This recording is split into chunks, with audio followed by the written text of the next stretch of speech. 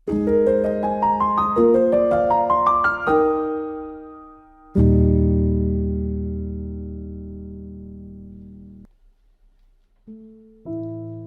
Bapak Ibu dan Saudara yang terkasih dalam Tuhan.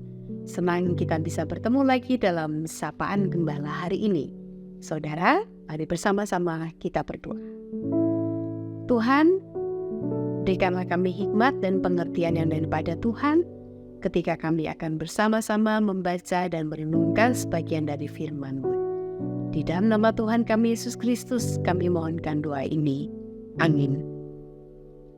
Bapak, Ibu, dan Saudara, kalau ada satu pertanyaan ditanyakan pada kita, apakah Anda sudah mempersiapkan warisan untuk anak cucu keturunan Anda? Mungkin ada di antara kita yang bisa langsung menjawab, oh ya, saya sudah mempersiapkan warisan. Bahkan saya sudah mempersiapkan surat pembagian warisan bagi anak cucu keturunan saya.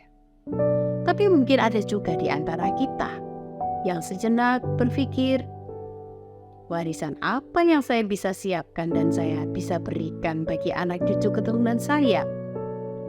Bisa makan 3 kali sehari, 2 kali sehari, itu sudah puji Tuhan. Saya tidak punya harta warisan yang saya bisa wariskan bagi anak cucu keturunan saya. Bapak Ibu Saudara, jangan khawatir. Mari kita akan bersama-sama membaca dan kita akan menemukan bahwa ternyata setiap kita sebagai orang percaya punya warisan yang bisa kita berikan bagi anak cucu keturunan kita. Mazmur 78, saya akan membacakan ayat yang ke-5 sampai dengan ayat yang ke-7. Ketetapan dikeluarkannya di Yakub dan hukum Taurat diberinya di Israel. Nenek moyang kita diperintahkannya untuk memperkenalkannya kepada anak-anak mereka, supaya dikenal oleh generasi yang kemudian, supaya anak-anak yang akan lahir kelak bangun dan menceritakannya kepada anak-anak mereka, supaya mereka menaruh kepercayaan kepada Allah dan tidak melupakan perbuatan-perbuatan Allah, tetapi memegang perintah-perintahnya. Saudara, seorang yang bernama J.P. Morgan, dia adalah pendiri General Electric. Ia adalah seorang multi-milioner. Ketika dia meninggal, seluruh keluarga berkumpul untuk membuka surat wasiatnya. Saudara, sebagai orang yang sangat kaya raya, mungkin banyak orang, termasuk keluarganya, sudah bisa menebak bahwa kurang lebih isi surat wasiat itu adalah pembagian harta benda yang dimilikinya semasa ia hidup. Tetapi saudara, ketika mereka bersama-sama membuka dan membaca isi dari surat wasiat itu, saudara, ternyata mereka menemukan sesuatu yang di luar dugaan mereka. Isi dari surat wasiat itu berbunyi demikian: saya menyerahkan jiwa saya ke tangan Sang Juru Selamat. Saya telah ditebus dan disucikan oleh darahnya, sehingga dia akan membawa jiwa saya tanpa cacat celah kepada Bapa Surgawi.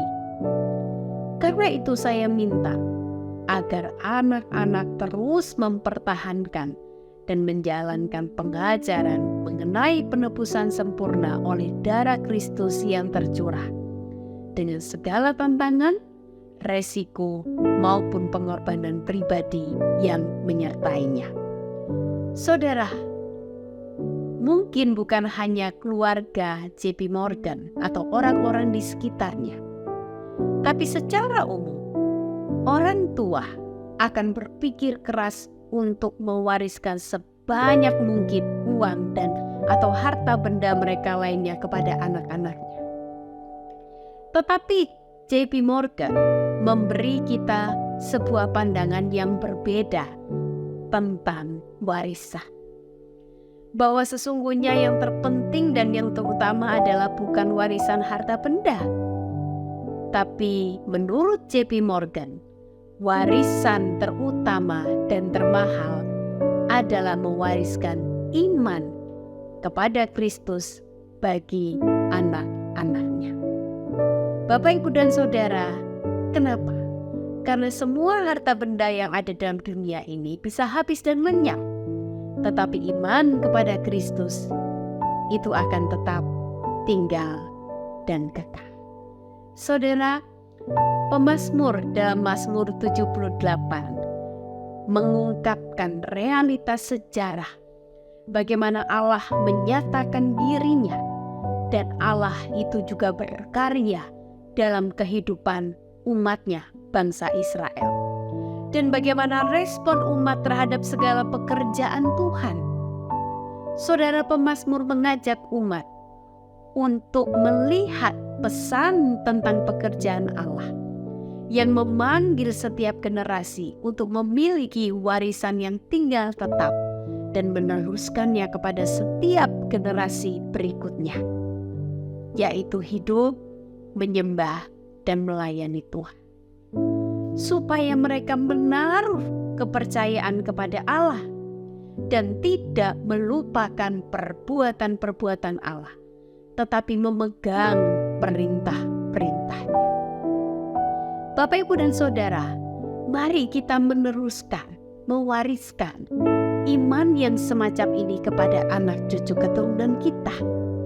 Mulai hari ini, kita terus membicarakan firman Tuhan berulang-ulang kepada mereka tentang Kristus yang telah menanggung hukuman dosa bagi kita manusia yang berdosa. Tentang bagaimana sebagai anak-anak Tuhan kita hidup belajar untuk taat dan melakukan kehendak-Nya. Saudara, masihkah Anda bingung untuk mencari warisan yang Anda bisa wariskan bagi anak cucu keturunan Anda? Firman Tuhan hari ini mengingatkan iman percaya kepada Kristus. Itulah warisan kekal yang bisa kita wariskan kepada anak cucu keturunan kita. Mari kita berdoa. Tuhan, terima kasih. Mampukanlah setiap kami untuk terus membicarakan kebenaran firman-Mu berulang-ulang kepada anak cucu keturunan kami. Terima kasih Tuhan. Demi nama-Mu kami berdoa dan kami mengucap syukur. Amin.